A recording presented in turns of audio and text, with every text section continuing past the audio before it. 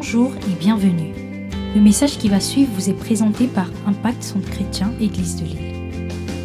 Nous croyons qu'en l'écoutant, vous serez édifiés, encouragés, transformés et propulsés comme une flèche vers votre destinée en Christ. Nous vous souhaitons une excellente écoute et que Dieu vous bénisse. Je suis honoré d'être ici. C'est vraiment avec une grande joie que je suis là. Et c'est toujours un plaisir. Mais il y a aussi une chose qui fait que j'aime être là, mais je ne peux pas dire ça sur la chair. Oui, parce qu'on va dire que je suis charnel.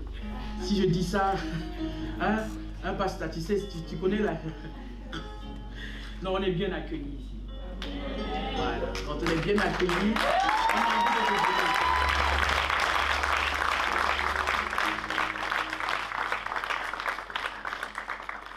Je pense que vous m'entendez bien, mais je n'ai pas trop de retour, je n'ai pas suffisamment de retour. Pas trop fort, mais juste un tout petit peu. Voilà.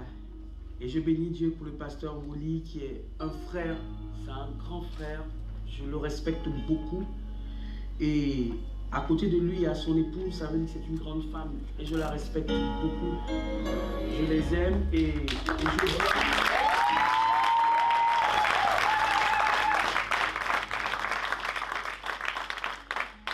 Et je vois le sacrifice, le prix qu'il paye au quotidien, parce que diriger une église, c'est donner sa vie. Et il n'y a aucune offrande qui puisse être à la hauteur de ça. Je le dis toujours, parce que je suis moi-même concerné. Je n'ai pas d'église, mais j'ai la grâce d'aller dans toutes les églises. Ça, c'est le meilleur rôle. Et je vois les souffrances. Rien que nous me mettons à Paris, Boissy, en faisant des entretiens dans la semaine, nous avons plusieurs entretiens dans le mois, nous voyons la souffrance. Et nous voulons juste une chose, c'est donner de notre vie. C'est ne pas compter, parce que Dieu veut se servir de toi. Amen. Je dis que Dieu veut se servir de toi.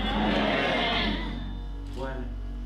Parce que parmi vous, il y a plusieurs serviteurs de Dieu qui doivent donner 2000% dans l'église, mais qui sont encore en train de donner 2%.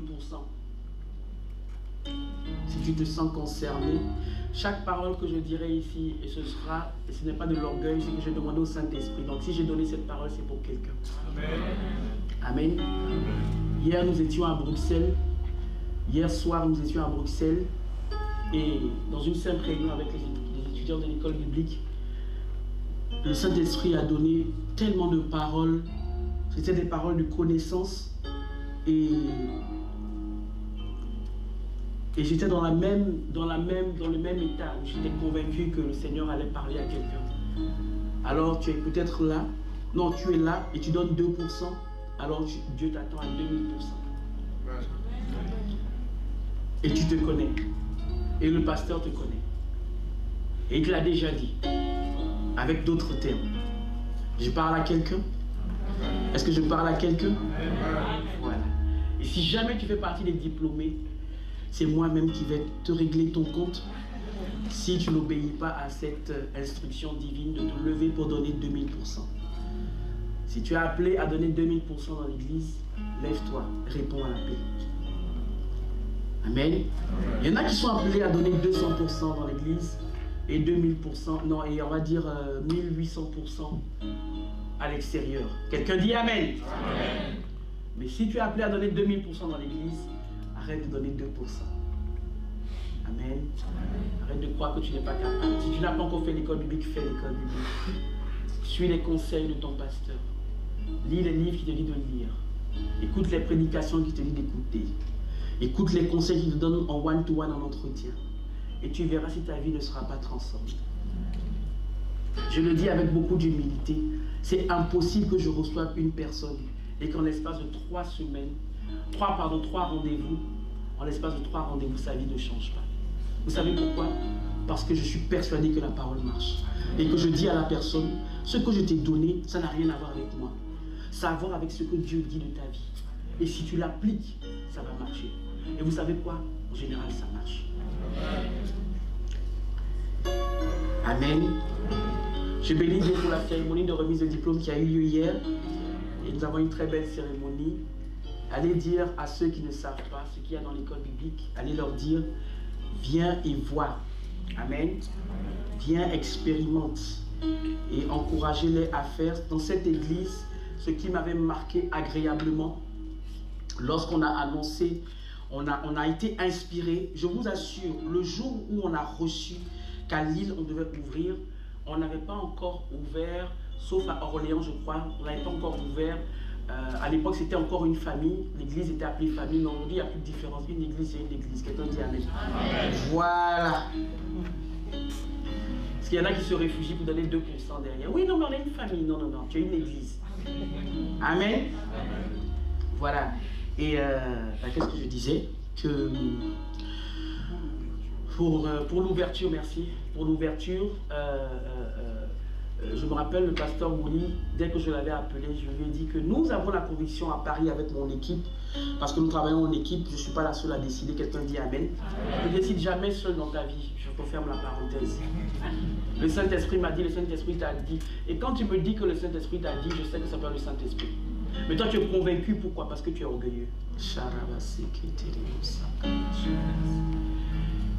me fait penser à un frère. Laissez-moi faire une digression parce que je me laisse inspirer à un frère et que j'aime beaucoup, qui est comme un fils, qui s'est placé comme un fils et qui est né de nouveau seulement depuis 2 ans et demi. Mais il dit toujours, le Saint-Esprit m'a dit. Et je l'ai reçu, je lui ai dit, mais comment tu peux dire le Saint-Esprit t'a dit tout le temps? Comment toi tu sais? Le Saint-Esprit lui a dit. Vous voyez? Et il écoute. Il entend, mais en fait, il n'écoute pas vraiment. Et quand il part, il fait autre chose. Il vient te dire, il est toujours bien disposé. Il part et il revient. Il dit non, non, non, non, maman, le Saint-Esprit m'a dit. Et le Saint-Esprit m'a dit. Je dis, mais écoute, toi tu es né de nouveau, là, il y a 2 ans et demi. Nous, nous sommes nés de nouveau il y a 20 ans, 21 ans. Bon, dis-moi. Et puis quand même, on est un tout petit peu crédible, un tout petit peu en fait, hein, tu comprends? Donc quand tu me dis que le Saint-Esprit t'a dit, je te dis que ça ne peut pas être le Saint-Esprit parce qu'il regarde les fruits que ça a produit. Tu as commis des gaffes. On l'envoie dans... Je ne vais pas tout dire parce que je ne veux pas que tu le reconnaisses. Quand tu dis le Saint-Esprit m'a dit, il faut qu'on voit les fruits de ta vie. Est-ce que les fruits ressemblent au Saint-Esprit? Si ça ne ressemble pas au Saint-Esprit, arrête. Vaut mieux que tu grandisses un peu plus, grandis un peu plus, quelqu'un dit grandis un peu plus, et ensuite tu peux dire de temps en temps, mais vraiment en fait, hein, tu vois, de temps en temps le Saint-Esprit m'a dit. Quand tu es vraiment sûr que tout le monde dit le Saint-Esprit t'a vraiment dit. Donc bon bref, je referme la parenthèse. Amen. Acclame encore le Seigneur.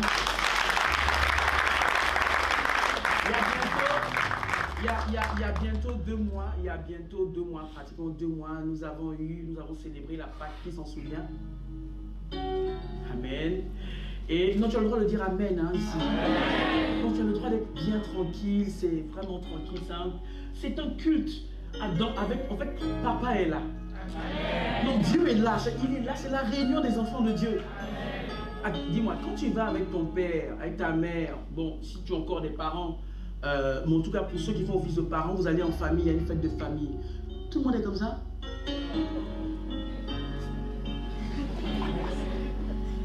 Quand papa ou maman dit, hey, mais fais ci, fais ça, tout, on se lève, on est tranquille. Quand je lui dis Amen, dis Amen! Alléluia! Donc il y a bientôt 2 mois, nous avons célébré la Pâque et ça s'est suivi d'un séminaire, c'était en même temps, sur le sang de Jésus avec le pasteur Evie, qui s'en souvient? Qui était là? J'ai pas dit qu'il n'était pas là pour ne pas te, tu vois. Voilà, parce qu'on ne va pas revenir dessus. Mais c'était magnifique, c'était beau. Ce sont des révélations qui transforment une vie et qui sont à garder pendant toute une vie. Amen. Donc ce ne sera jamais dépassé. Tu sais qu'il y a des prédications qui sont dépassées? Tu sais pas ça? Parce qu'il y a des choses, quand tu étais tout jeune, quand tu as commencé à exhorter tout jeune dans le Seigneur, tu exhortais, mais ce n'était pas tout à fait juste.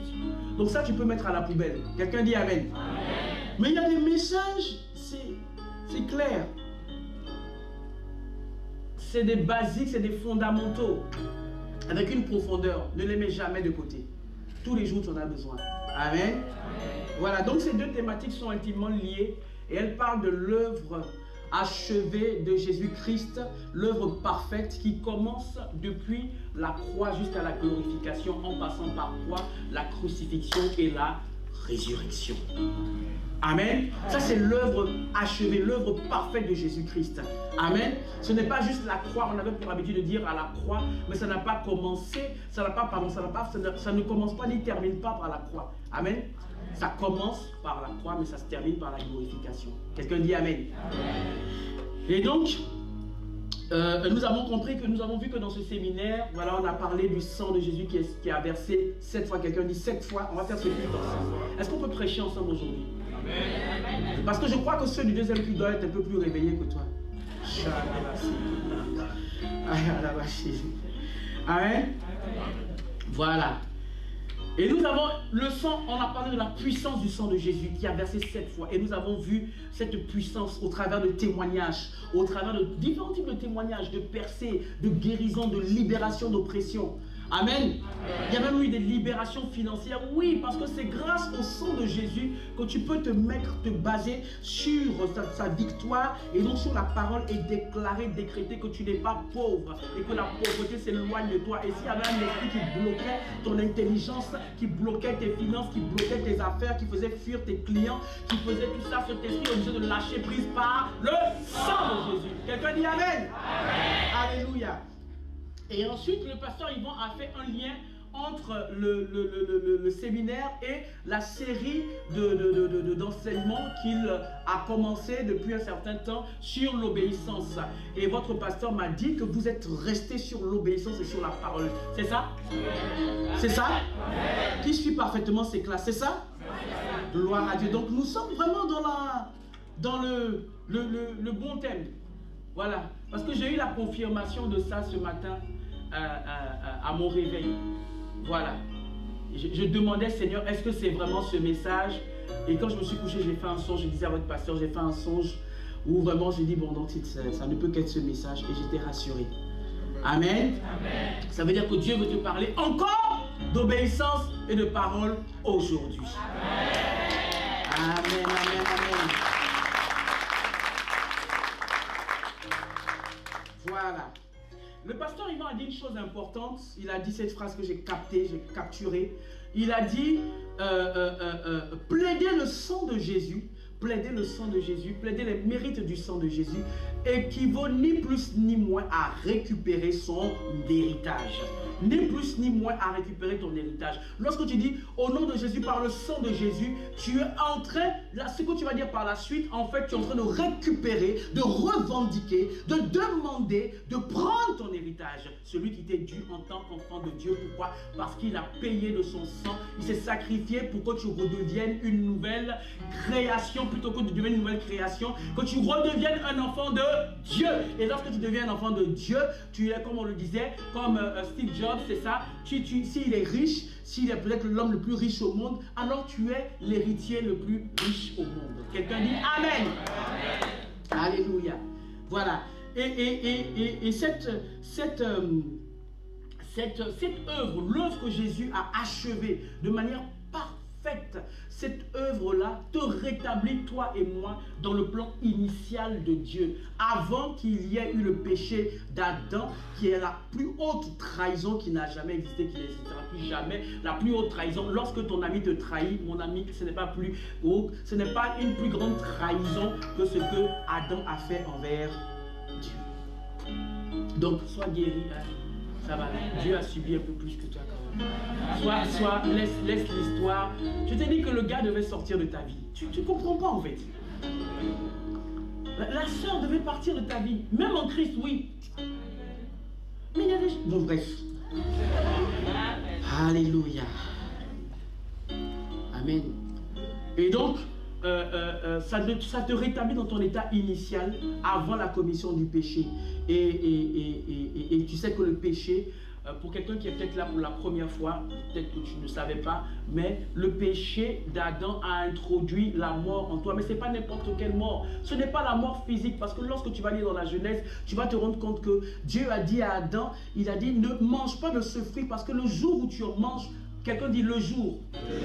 Le jour. Dieu ne ment pas, n'est-ce pas? Il a dit le jour où tu en manges, tu mourras. Or, la Bible dit que Adam est mort à 930 ans. 930 ans. Ça veut dire que ce n'était pas la mort physique. Amen.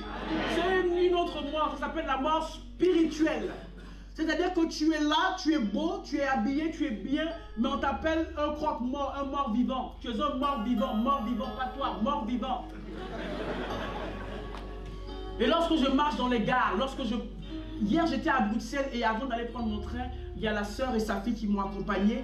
Et quand on se garait, il y avait deux jeunes hommes, deux beaux hommes, bien, avec une belle voiture un peu. Il y en avait un qui était bien chic et tout ça, tu vois le truc. Et ils se sont garés et ils nous ont trop serrés. Et moi, quand j'ai vu ça, j'ai dit, voilà, j'ai trouvé l'occasion d'évangéliser.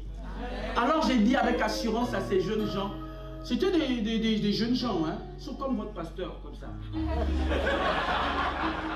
Mais oui, mais comment, il n'est pas jeune. Mais quand vous le voyez ici,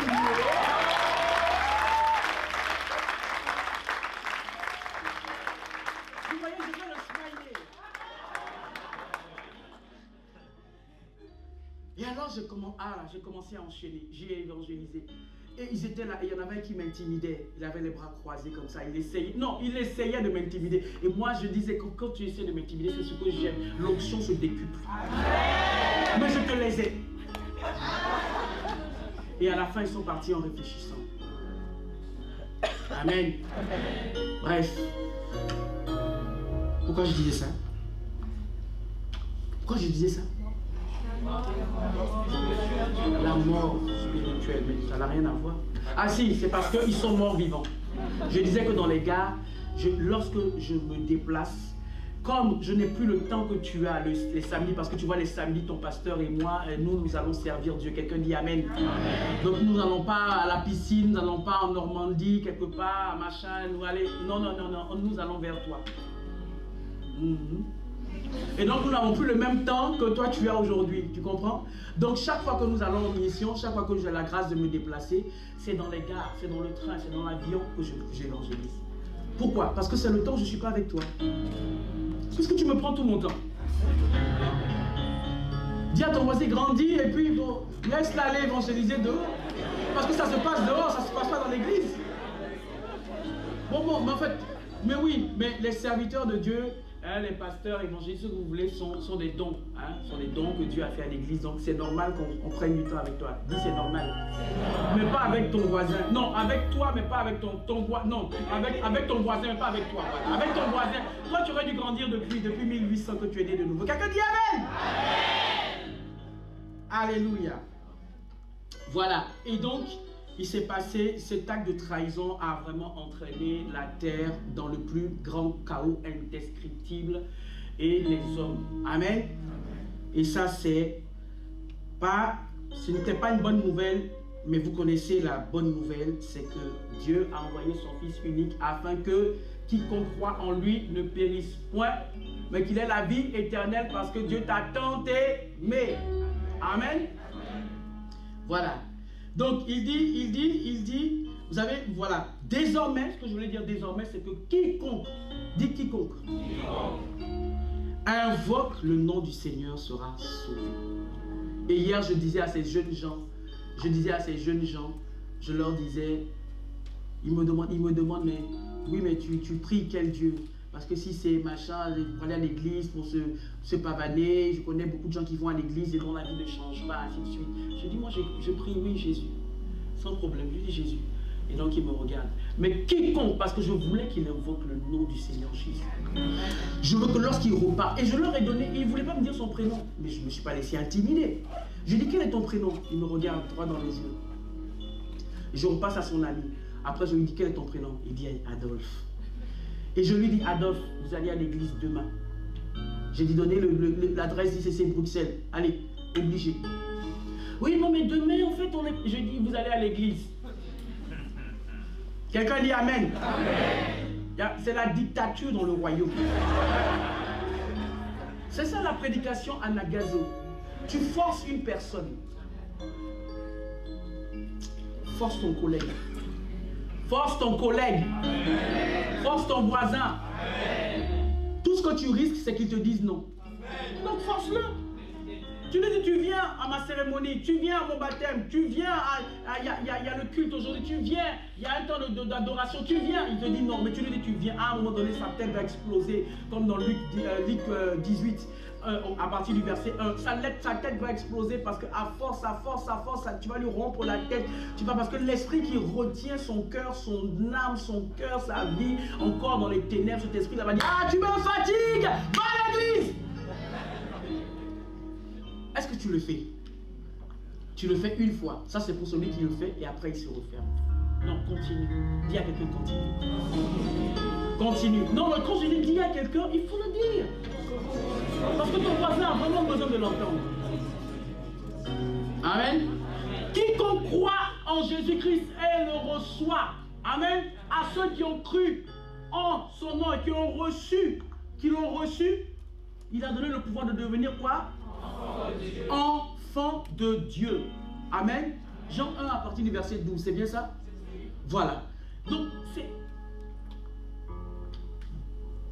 il t'a donné le pouvoir de devenir enfant de Dieu.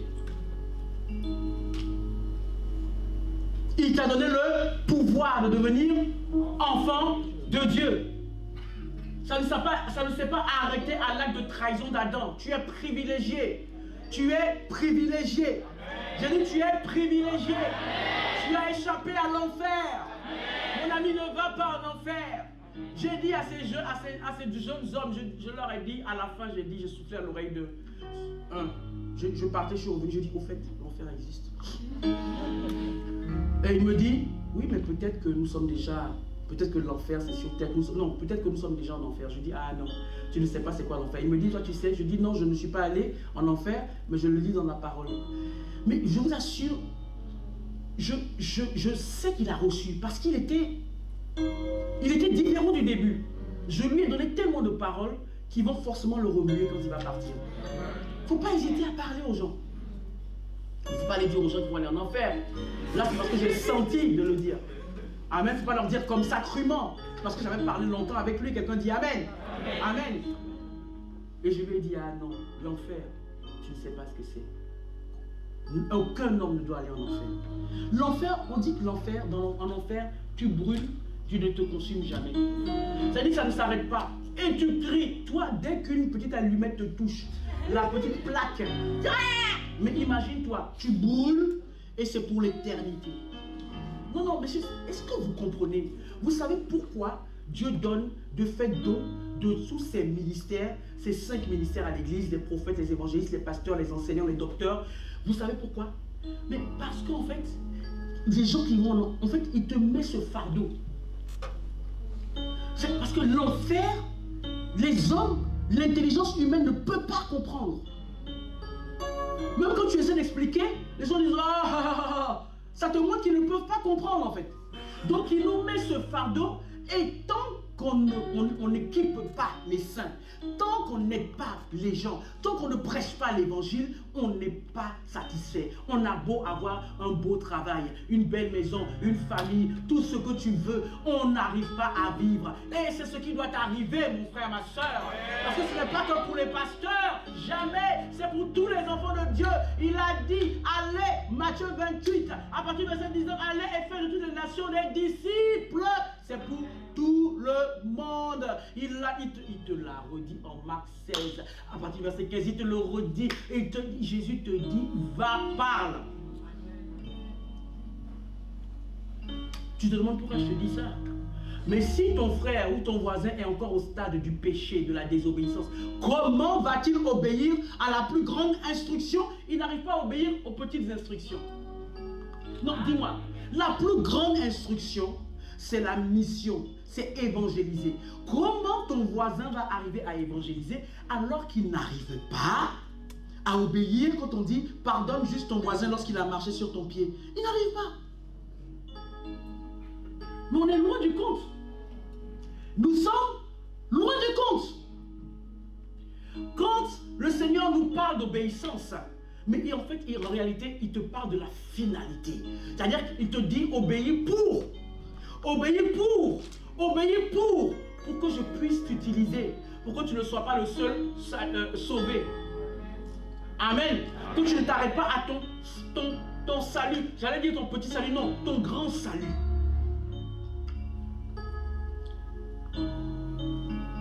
Amen. Tu es sauvé à cause du sang de Jésus. Grâce à ce sang. Alors, moi j'ai envie de dire, lorsque tu plaides le sang, qui veut une dimension? Qui veut cette dimension où lorsqu'il plaide le sang de Jésus, il obtient la protection? Qui veut? Non, non, dis je veux! Alléluia! Mais la batterie arrive dans votre église.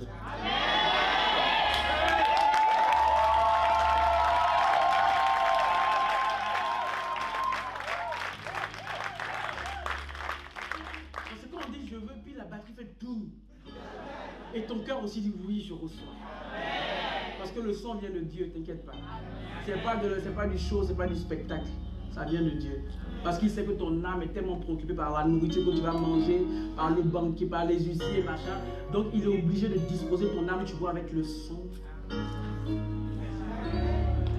Et tu reçois la parole. C'est fini. Dis merci Seigneur. Et acclame encore.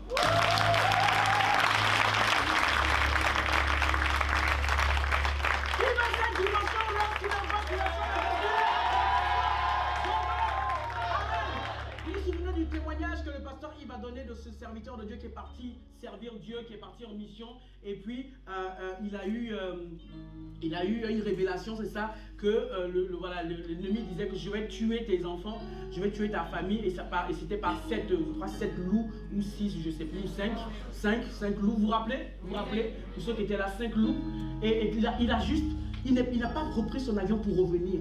Amen. Reste calme quand ça ne va pas, on ne t'a pas dit de te déplacer. Ça dépend. Amen. Voilà. Mais il a invoqué le sang et sa famille a été protégée et on a trouvé 5 loups morts devant chez lui. Vous vous souvenez? Gloire à Dieu. Qui, lorsqu'il invoque, il plaide le sang de Jésus. Je plaide les mérites du sang de Jésus et il a une douleur, il a une maladie. Dès que tu fais ça et puis ça part. Qui veut? Non, ça dit que dès que tu fais, je sais pas si c'est le dès que tu fais ça part. Moi, je me rappelle, lorsqu'on allait justement, le séminaire allait commencer, quelques jours avant, plusieurs jours avant, je me suis saturé de ce message, du message sur le sang de Jésus que pasteur Yves avait donné. Et j'étais tellement saturé et j'avais un temps d'enseignement et de prière à Bordeaux. Et ça se faisait le week-end ou ça se faisait le vendredi, le samedi et le dimanche, le pasteur Yves allait commencer le séminaire. Mais moi, moi j'avais une longueur d'avance sur toi. Non. J'écoutais. C'était tellement rempli, parce que c'est la foi, mon ami. Non, c'est la parole qui produit la foi. Ça n'a rien à voir avec ton onction. Non, mais c'est d'abord la parole. L'onction, après, on peut parler de ça. Mais déjà la foi. Et donc j'étais tellement saturé lorsque j'allais à cette mission. Au moment où j'allais prendre la voiture, j'étais en voiture, on me déposait et j'ai été prise d'un mal de ventre subit tellement terrible que je ne comprenais pas ce qui y arrivait. Et puis tout de suite, mais je n'ai même pas réfléchi, j'ai dit je plaide les mérites du sang de Jésus et j'ai touché mon ventre. À l'instant, la douleur s'est arrêtée. Mais c'est pas fini. Lorsque je suis parti et que on a commencé le séminaire, je me sentais, parce que on a beaucoup donné. Je me rappelle le vendredi ou le samedi, pendant 4 heures non-stop, de manière intensive, atmosphère de miracle, sans s'arrêter, sans m'arrêter, pendant 4 heures de temps. Et quand j'ai fini, j'étais comme ça. Donc toi, on te dit de venir faire 4 minutes, tu es déjà fatigué, tu arrives à l'église, tu es déjà assis. Moi, je ne comprends pas. Il arrive à l'église, il est déjà assis le matin. Le matin, tu es prêt, tu viens à l'église, tu es assis. Je ne comprends pas. Je referme la parenthèse. Et donc, ce qui s'est passé tout simplement, c'est que quand je me suis assis sur le lit de la chambre d'hôtel. Mon mari était témoin, il était là. Et quand je voulais me lever, je me suis levé et j'ai eu une forte douleur qui avait tendance à être là, mais ça avait été décuplé à cause du fait que j'étais resté longtemps debout, à l'os du pied. Et lorsque je me suis levé, puisque la veille, j'avais expérimenté cette guérison, juste en plaidant le sang, j'ai voulu dire, je plaide le sang de Jésus, et j'ai entendu une voix qui dit, mais tu peux pas là, tu vois, ça te fatigue depuis quelques petites années, tu vois, c'est un peu inconfortable, c'est un truc, ça c'est pas une question du sang, ça c'est là, tu sais que bon, ça c'est là, ça tu peux rien faire, c'est pas le sang qui va faire. Et puis j'ai entendu une autre voix, vous savez, le Saint-Esprit parle, dis le Saint-Esprit parle, ah, le Saint-Esprit parle, et j'entends en même temps une autre voix, parce que le diable te parle, n'accepte pas. Et j'entends une autre voix, il dit, c'est une question de foi. Aïe, yakatara.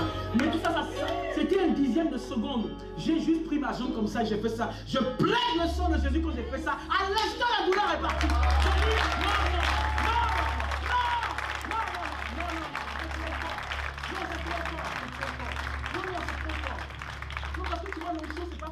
tu peux prier, frère, tu peux prier pour quelqu'un, et puis voilà, les choses se passent, mais toi-même quand tu reviens, tu dis, ah vraiment c'est compliqué Seigneur, vraiment ta grâce simplement, n'est-ce pas?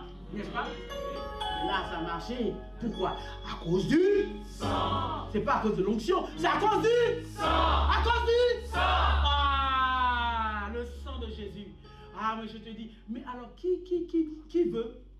Lorsqu'il a un problème dans son âme, là, tu vois, tu n'arrives toujours pas à pardonner. Donc quand on dit va évangéliser, tu dis oui, mais tu sais, voilà, tu n'arrives pas. Tout ce qu'on t'a fait, c'est vrai qu'il est réel, mais aujourd'hui, ça n'a plus lieu d'être. Le sang a déjà tout effacé, mais tu sens toujours cette douleur. Qui veut, lorsqu'il dit, il prend le sang de Jésus, il prend le sang de Jésus, met sur son cœur. Comme le pasteur il m'a dit, il a été percé dans son côté, mais là, ça représente un peu cette partie du cœur. Il a été percé, et donc toi, tu dois être restauré dans ton âme. Et donc tu mets comme ça sur ton cœur, sur ton âme, et la douleur part, et tu oublies, tu pardonnes. Qui veut?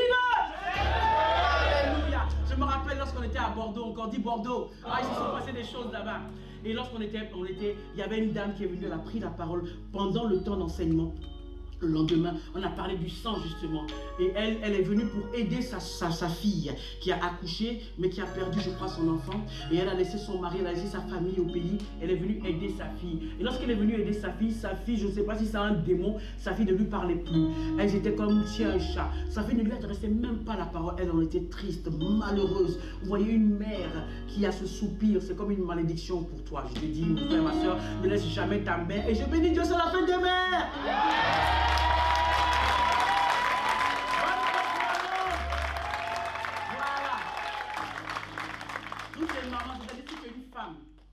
Pas homme, femme, c'est que tu es une maman. Voilà. C'est que tu es une maman. Amen. Potentiellement, tu es une maman. Bien sûr, n'attends pas d'avoir un enfant. Quelqu'un dit Amen. Amen. Et cette sœur a rendu témoignage. Quand elle est partie de ce séminaire, elle a plaidé les mérites du sang de Jésus. Elle était nouvelle dans la foi.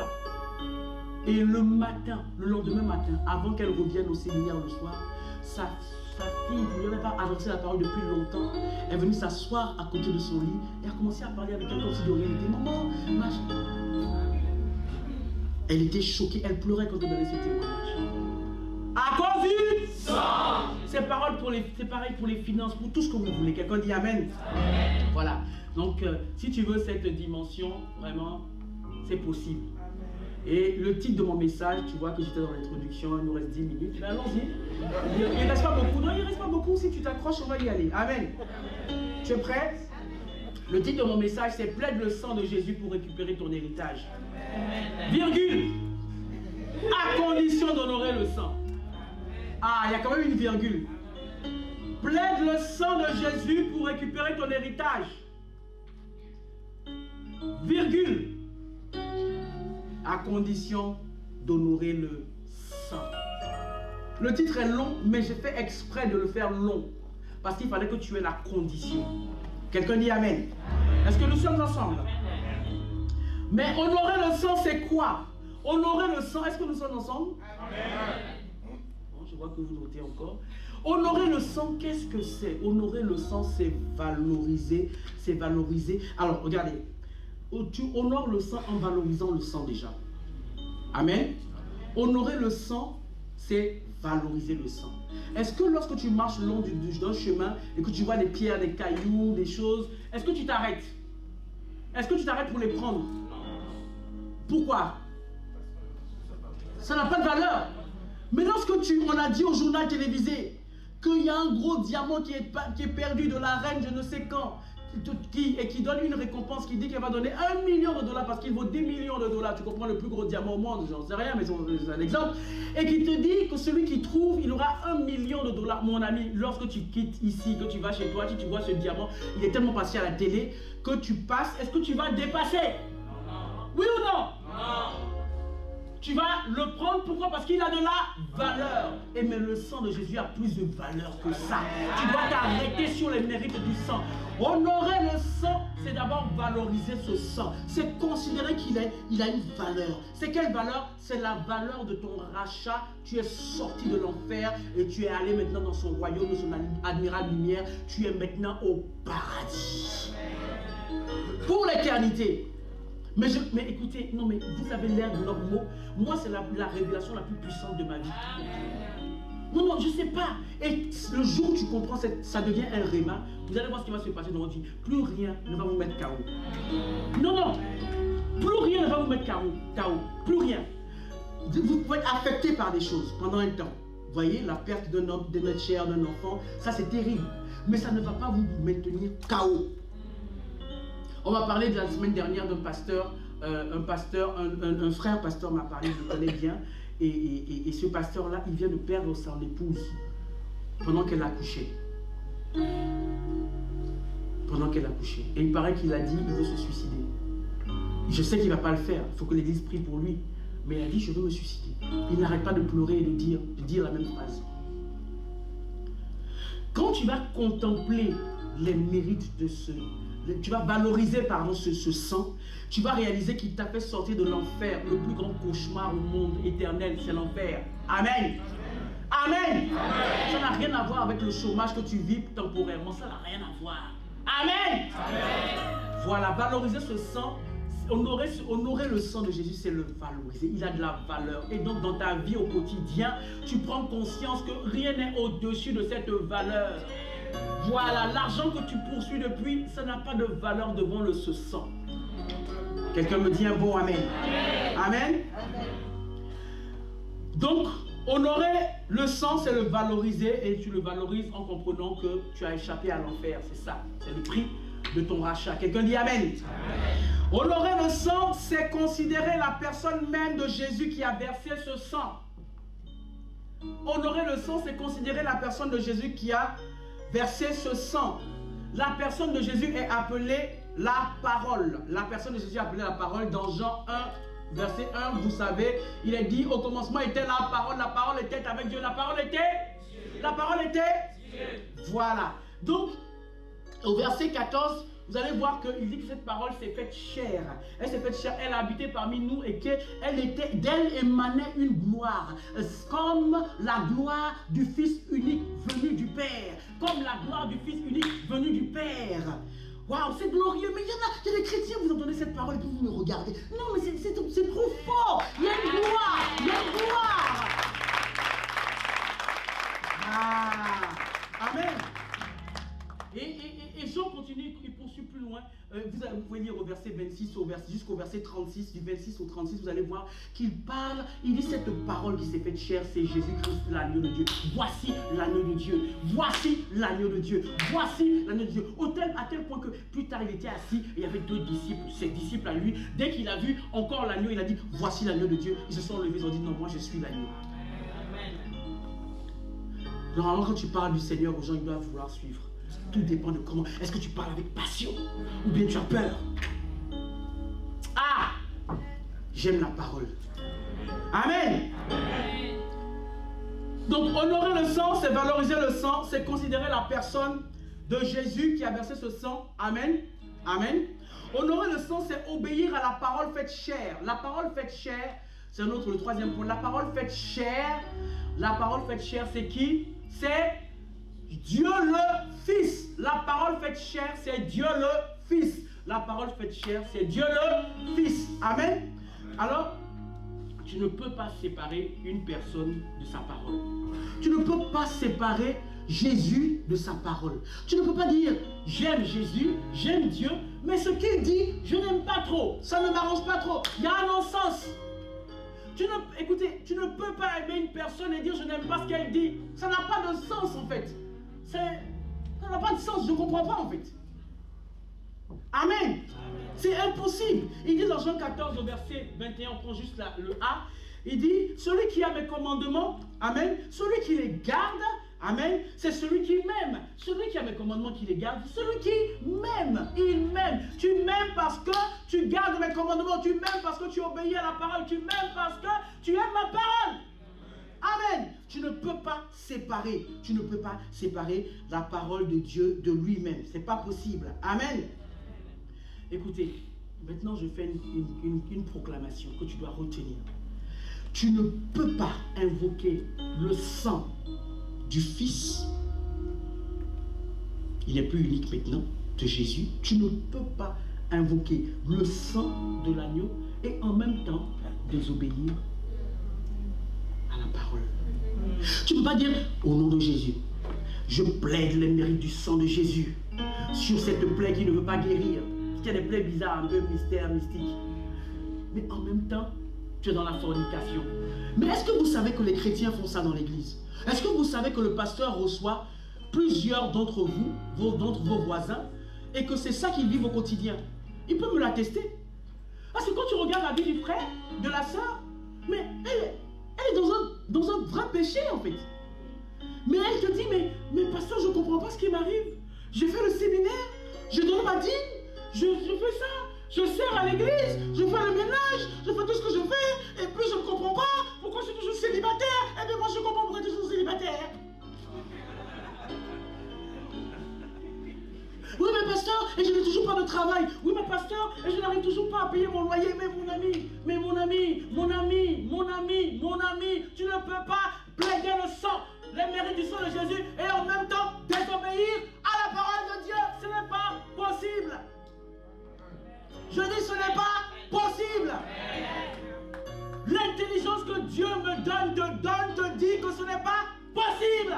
Pourquoi tu penses que c'est possible? Tu prends un rendez-vous avec le pasteur, tu le fatigues. Pourquoi? C'est ça la question. C'est ça la question qu'il faut poser à l'église. Et c'est pour ça qu'il faut que tu comprennes, ma soeur. Ce n'est pas possible. L'église doit comprendre. La parole de Dieu est là. La parole est là. Tu obéis et tu en verras les fruits. Tu en verras les conséquences positives. Quelqu'un dit Amen. Ce n'est pas possible. Amen. Chaque fois que nous désobéissons à la parole de Dieu, nous manquons le but pour lequel cette parole a été envoyée. Vous vous rappelez, vous connaissez tous par cœur Proverbe 16, 4. Vous connaissez tous par cœur. Vous connaissez tous. Dieu a fait toutes choses pour eux. Dieu a fait toutes choses pour eux. Mais la parole de Dieu qu'il envoie, c'est pour un but. Mais toi, Dieu te donne la parole, pas toi ton voisin. Il te donne la parole. Tu n'obéis pas à la parole. Et tu vas voir le pasteur après pour dire que ça ne va pas. Il faut une imposition de main. Je ne t'impose pas les mains. Je veux d'abord parler avec toi. Je veux comprendre qu'est-ce qui se passe dans ta vie. Parce qu'il y a une incohérence. Tu sais que tu vois les médecins, les docteurs, les professeurs, ils sont agrégés. Ils maîtrisent. En fait, ils ont une maîtrise. Lorsque tu viens, tu dis, j'ai des boutons ici. Mais j'ai pas de fièvre. Et ce type de bouton, le médecin dit, mais obligatoirement quand tu as ce type de bouton, tu as la fièvre. Bon, tu me dis que tu n'as pas la fièvre, donc c'est ce bouton-là, mais donc en fait tu caches quelque chose. Quand je vais bien, je vais voir que, mais non, ça c'est de l'herpès. Mais tu me dis que, je sais, et tu es parti avoir des rapports sexuels bizarres. Et tu ne veux pas dire que tu as eu des rapports sexuels. Pourquoi? Parce que tu es leader à l'église. Mais il sait que cette maladie, c'est une MST, maladie sexuellement transmissible. Est-ce que je parle à quelqu'un? Non. Les chrétiens doivent retrouver leur intelligence. Amen. Dieu fait toutes choses pour un but. Ne manque pas le but. Rappelle-toi, si tu as fait le sang, on ne va pas revenir dessus. À Marcia, c'est manqué. la cible. Le péché, c'est Amarcy a manqué la cible. Ne manque pas le but pour lequel Dieu t'envoie une parole. Quelqu'un dit Amen. Amen. Vous avez des péchés, plusieurs types de péchés, notamment ceux qui remplissent l'église, hélas, mais ça va finir au nom de Jésus. Enfin, finir, je ne sais pas, mais ça va, à ICC, ça va être réduit à vraiment quasiment 1%. C'est seulement ceux qui vont arriver nouvellement dont on va s'occuper. Mais toi qui es l'ancien, toi qui es l'ancien, c'est fini ça. Ce péché-là, c'est fini ça. Vous n'avez pas idée du nombre d'étudiants qui viennent à l'école biblique qui sont dans ce type de péché, mais avant la fin de l'école biblique, beaucoup d'autres témoignent et ils s'en sortent. Pourquoi? La révélation de la parole. Amen. Vous allez voir dans Galates 5, partie du verset 19 jusqu'au 21, il parle de ces œuvres de la chair. Tu vas lire, si tu es dedans, sors de ça. Je dis, si tu es dedans, sors de ça. Tu vas lire chez toi. Tu vas lire chez toi, si tu es dedans, sors de ça. Amen. Parce que je veux terminer le message. Waouh. Mais il y a aussi toute forme de désobéissance. Toute forme de désobéissance. Vous voyez, je vais vous donner juste quelques exemples rapidement. Tu ne peux pas en même temps mettre des choses, du gras tous les jours. Tu prépares ta sauce avec au moins un bol d'huile. Ça n'a pas de sens. Ça n'a pas de sens. Prends un tout petit peu d'huile d'olive. Simplement, il n'y a pas besoin que ce soit rempli d'eau. Et tu fais ça, et tu manges des biscuits, des gâteaux, des choses. Quand on va chez toi, on ouvre ton placard. Il n'y a pas d'enfants, on ne voit pas. D'ailleurs, même s'il y a des enfants, ce n'est pas forcément une raison. Et puis, il y a plein de chocolat, il y a plein de chips. Ça n'a pas de sens. Et tu veux pas, il y a un problème. Après, tu dis, pasteur, prie pour moi parce que dans ma famille, il y a une hérédité d'hypertension. Mon ami, il n'y a aucun hérédité d'hypertension. Toi-même, tu es en train de favoriser l'hypertension ici. Toi-même, tu es en train d'appeler l'hypertension et ne va pas demander au pasteur de prier pour toi. C'est un non-sens. Quelqu'un dit Amen. Quelqu'un dit Amen. Quelqu'un dit Amen. Proverbe 18 au verset 19. Il dit que celui qui se relâche dans son entreprise, dans son ouvrage, il est frère de celui qui détruit. N'est-ce pas? N'est-ce pas? Mais comment quelqu'un qui veut du travail, il dort jusqu'à 11 heures, il dort, il joue au solitaire, il est sur YouTube, sur Facebook. Mon ami, tu ne vas toujours pas travailler, je te l'annonce sans être prophète. Amen. Lève-toi, va te former. Ne dis pas oui, va te former. Va te former un entretien, va te cultiver, va apprendre l'histoire de tel royaume, va apprendre la science, l'économie, va apprendre. Et va à l'entretien, tu verras si ça ne marchera pas.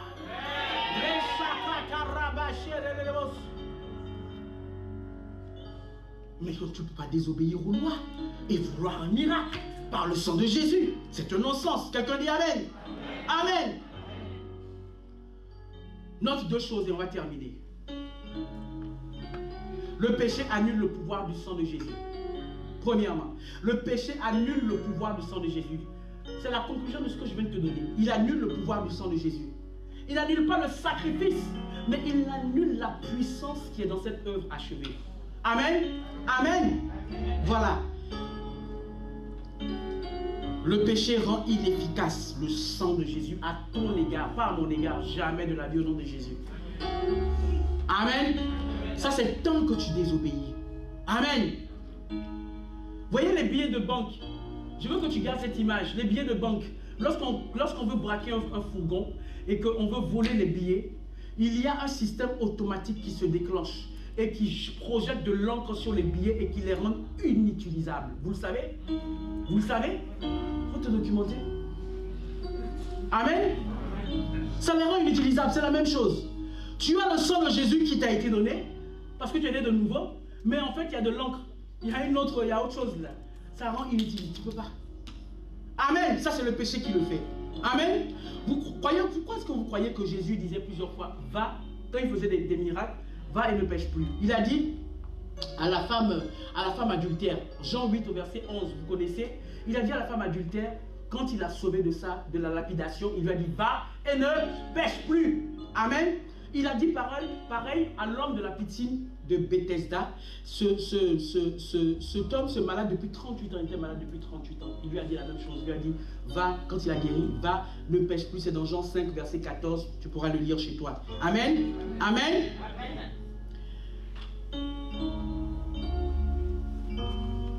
Je veux juste te dire, pourquoi demeurer dans le péché si Jésus a ôté le péché?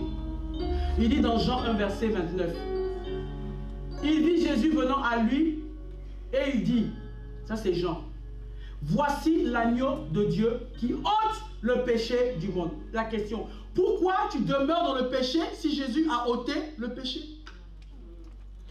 Si Jésus a ôté le péché, pourquoi demeurer dans le péché? Ne dis pas j'y arrive pas. Le sang te permet d'y arriver. La connaissance, la révélation de la parole te permet d'y arriver. Et cette parole, elle est là, tu la reçois tous les dimanches ici. Tu la reçois lors des séminaires, tu la reçois, elle est dans ta Bible, elle est là à ton chevet, tu ne l'ouvres pas. C'est ça le problème. Amen. La Bible dit, en fait, tu dois commencer par une prise de conscience. Cette prise de conscience, c'est celle de ton identité. Qui es-tu? C'est parce que beaucoup de chrétiens ne savent pas qui ils sont. Quand tu leur demandes, ils disent, je suis chrétien, mais c'est qui un chrétien? C'est quoi? Un chrétien, c'est quoi? Amen. C'est quoi? La Bible dit dans 1 Jean, au verset 3, 8 à 10, celui qui pêche est du diable, car le diable pêche dès le commencement. Non mais écoute, celui qui pêche est du diable. En fait, il est en train de dire celui qui demeure en réalité. Parce que c'est pas juste parce que tu viens de commettre une petite erreur, une erreur. Ça peut arriver à nous tous, n'est-ce pas? N'est-ce pas? N'est-ce pas? Amen.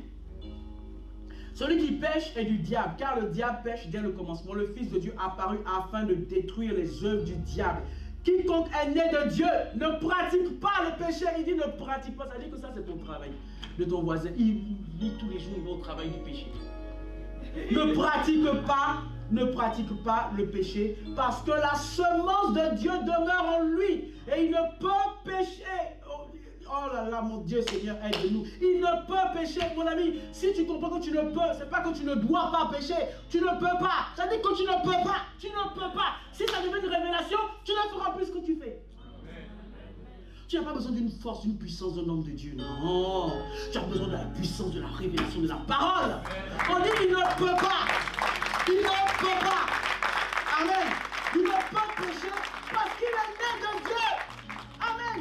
C'est par là que se font reconnaître les enfants de Dieu et les enfants du diable. Qui es-tu? Non, je veux d'abord voir la réponse de ton pasteur à ton sujet. Ne réponds pas trop vite. Je veux que tout le monde lise ces versets, s'il te plaît, chez toi. Et que ça rentre. S'il y a quelque chose qui te bloque encore, on dit que tu ne peux pas. Parce que tu as la semence. Oh, on parle de la pratique, on ne parle pas de j'ai juste fait une erreur. On est d'accord? Très bien. Deuxième point, j'ai terminé mon message, merci pour votre patience. Deuxième point, le premier point, c'est le péché annule le pouvoir du sang de Jésus. Est-ce qu'on est d'accord? Deuxième point, c'est lorsque tu pratiques un péché et que tu communies au corps et au sang de Jésus, tu t'attires un jugement qui peut aller jusqu'à la mort physique cette fois-ci. Là, ce n'est plus la mort spirituelle, c'est la mort physique. Mort physique étant demeure dans le péché sans Christ. Mort physique plus mort spirituelle égale à mort éternelle. Fait l'école biblique. 1 Corinthiens 11, versets 27 à 30. C'est pourquoi celui qui mangera le pain ou boira la coupe du Seigneur indignement sera coupable envers le corps et le sang de Jésus du Seigneur. Que chacun donc s'éprouve soi-même et qu'ainsi il mange du pain et boive de la coupe. Car celui qui mange et boit sans discerner le corps du Seigneur mange et boit un jugement contre lui-même. C'est pour cela qu'il y a parmi vous des infirmes et de malades et qu'un grand nombre sont morts. Il y a des gens pour qui les pasteurs vont prier. Mon ami, ce n'est pas ta prière qui va changer quoi que ce soit. Lui qui demande pardon, il a offensé le corps et le sang de Jésus. Amen. Il y a une puissance dans la Sainte Seine, mais attention, danger de mort. Je dis danger de mort. Oui, non. Danger de mort. Autant un médicament peut te faire du bien, autant la Sainte Seine peut te tuer. Amen. Qui a envie d'honorer le sang de Jésus? Est-ce qu'on peut se lever dans la présence de Dieu?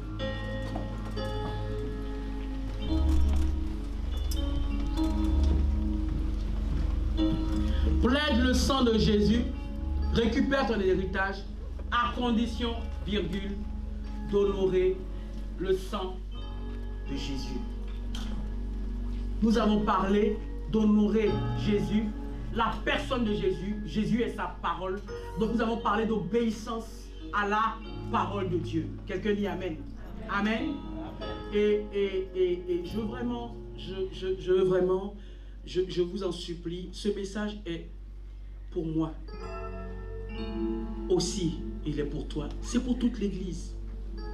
Amen. C'est pour toute l'église. Si tu sens que tu es dans une pratique, tu es dans quelque chose depuis, mais considère ces paroles. Reprends les versets bibliques qui ont été donnés. Médite-les et prie. Et dis, je veux honorer le sang. Je veux honorer le sacrifice. Seigneur, pardonne-moi. Et guéris-moi de ma faute.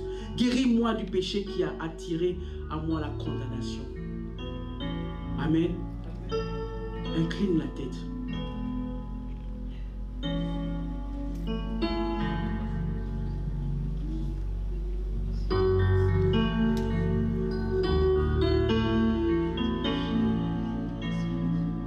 Pendant que tu as la tête inclinée, est-ce qu'il y a une personne qui est là ce matin?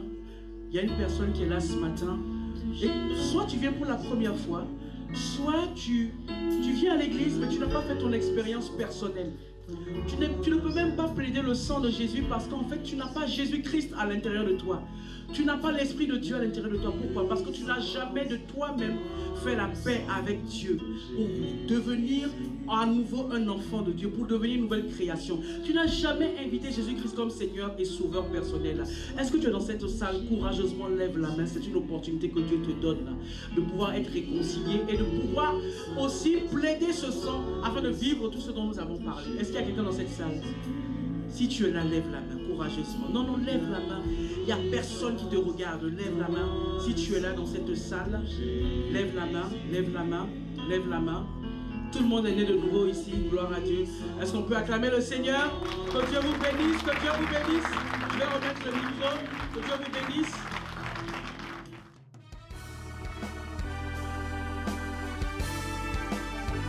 Nous espérons vivement que vous avez été édifiés par ce message.